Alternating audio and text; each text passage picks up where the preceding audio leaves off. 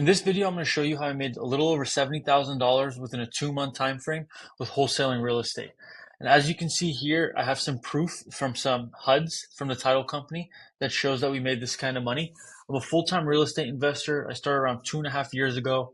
As you can see, this settlement date is back from 2023. So this is around when I started. I would say this is like the first year that I started. And this is one of the biggest deals that I've done, and also one of the very first deals that I've done. And I just wanted to share with you guys that it's something that's very simple. I'm not going to say that it's very easy to do, because if it was very easy to do, everybody would be rich from this. It it's very fruitful, and you can make a lot of money from it, but it is going to take a lot of time and effort. My first deal came after 8 months of working almost 8 hours every single day, just because I do think it's the fact that I didn't have a mentor or somebody teaching me how to do it. But let's just jump right into it. So, yeah, my name is Maher. This is my LLC. Here, Maher Capital LLC. I did block out the seller's name and the property address just because they do live in the property currently now, or somebody does live in it. So as you can see, this is when I bought the property, Maher Capital LLC, June 26, 2023. Um, the purchase price was $232,000.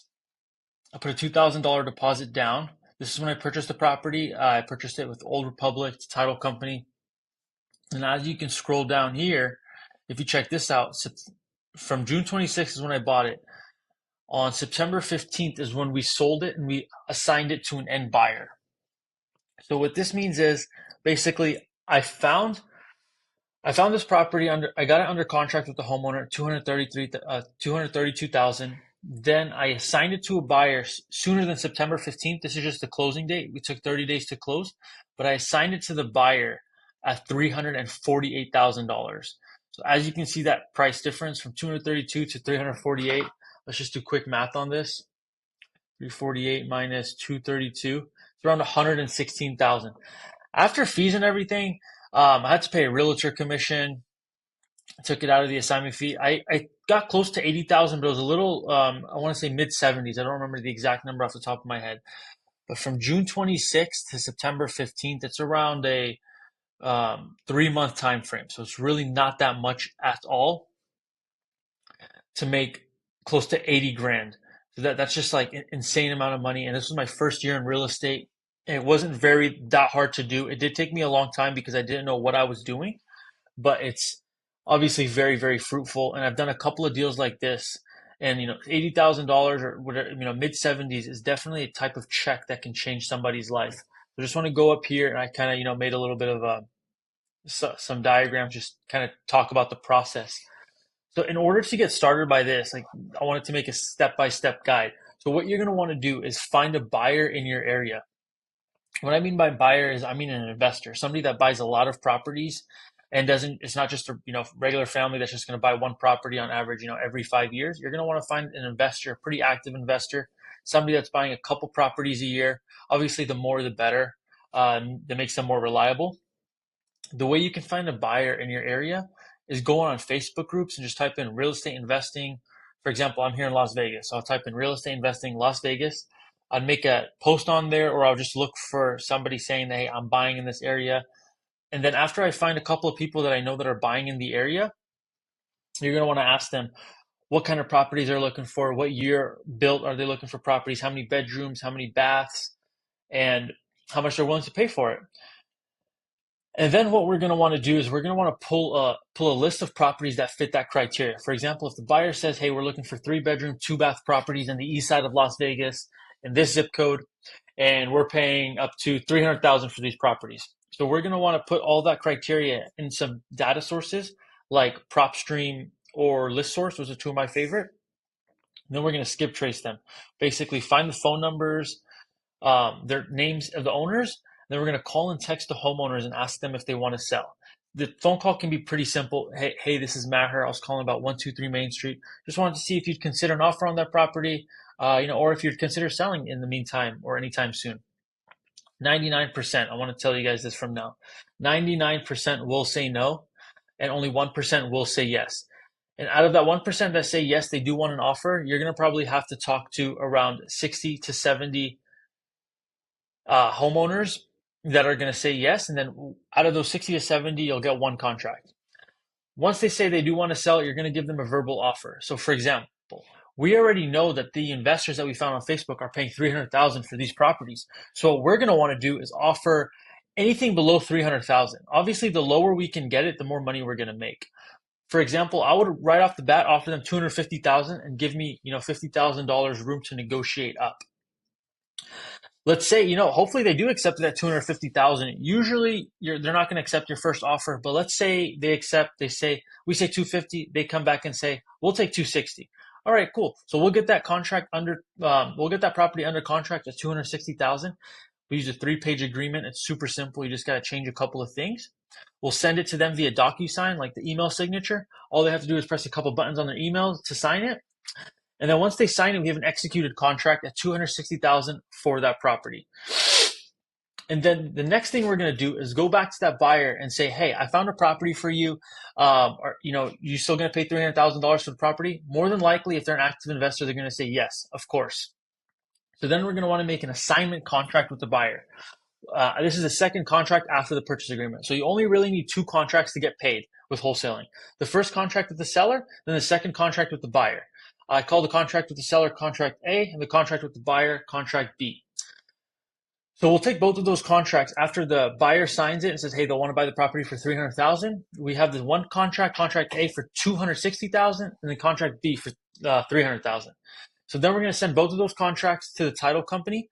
And then on the closing date, the title company is going to pay us that difference of $40,000 in an assignment check. Every title company is kind of different. Some of it say it's a marketing fee. Some of it call it a commission. Some of it call it an assignment. It's actually called an assignment. And yeah, the title company will give you a check for that difference. If there's a realtor involved, obviously they're going to take their commission and all the closing costs and stuff in between. It really depends on what you negotiate. But it's a very simple 3-page contract. And then the contract B is only a 2-page contract. And it can be even a 1-page contract. And here we're going to go through, a lot of limiting beliefs. So in this business, a lot of people when they start, they're going to think, they're going to say, oh yeah, I need a ton of money to get started in real estate. That's what everybody thinks. You need hundreds of thousands of dollars, millions of dollars to become successful in real estate. And that's totally not true. Let's just go back to this. To pull a list of properties I'm not going to say it's, cheap. If somebody doesn't have any money, obviously it does cost something. So I think each property is around 14 cents on PropStream. That's with the phone number and the name of the homeowner. And I would say you need to pull at least at a minimum 2,000, and that's going to cost around $300. And that's the paid way to do it. There is a free way to do it. So you can do PropStream. It's $97 a month. There's also another free one called PropWire. That's $0 a month. I like PropStream a little bit better because it has more information, but PropWire is also $0 a month. So what you can do is still get that list of properties and then call them one by one from your phone and use something like True People Search. That's free. That's a little bit harder, but it can still get the job done. It'll take you a little bit longer, but again, there's always ways to get it done if you have $0. If you have a little bit more money, it is easier, but I'm not talking about, thousands and thousands of dollars. And then the next question I get asked a lot is, what if I don't find a buyer? Like, what if that buyer says they don't want to buy the property after you get it under contract with the seller? That's not a big deal at all. So when you get the property under contract with the homeowner, you're going to give yourself a 14-day inspection period. And then during that inspection period, you're going to get the commitment from the buyer to buy that property. And if they don't buy, then all you're going to have to do is just back out of that contract with no financial obligations. You're not obligated to do nothing because it's totally fine to have an inspection period in your contract. And yeah, it's just, deals like this happen pretty often, especially if you're on the look every single day. You're on the phone every single day. Like a deal of a lifetime comes all the time if you're making the calls every single day. And, I've seen people in this business get checks all the way up to $200,000, $300,000 for bigger multifamily deals. But these are just regular properties here in Vegas. This was a single family home in the north side of Las Vegas that was 3-bedroom, 2-bath, regular cookie cutter home that we made, mid $70,000 on. And I would say the average deal, especially in my market in Las Vegas right now, is around $25,000 to $30,000. That's the average wholesale fee. And usually the average goes based off of the property value. So if your property values are over $1 million, And I think the average assignment fee should be close to 10%, which is around $100,000. And usually the higher price point markets, the more competitive the market is. For every two, three deals I can do in Vegas, somebody can just do one in San Diego. But obviously, it's equivalent to the same amount of revenue. This concept is very, very simple. I'm not going to say it's easy. It does take a lot of time and effort, but it's a very, very simple concept. And the um, income can be endless. So this is a very good strategy, a very good niche to get into real estate if you have $0. Again, 90% of millionaires are created through real estate. So it's a very fruitful industry. And yeah, let me know if you want to get started. I'd love to handhold you to get your first deal.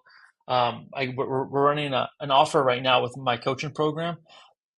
Basically, it's a 6 month coach. It's actually 90-day coaching program, and we're going to help you buy your first property within 90 days. And if you don't get your first property, we'll give you your money back, or we'll work with you until you get your first deal.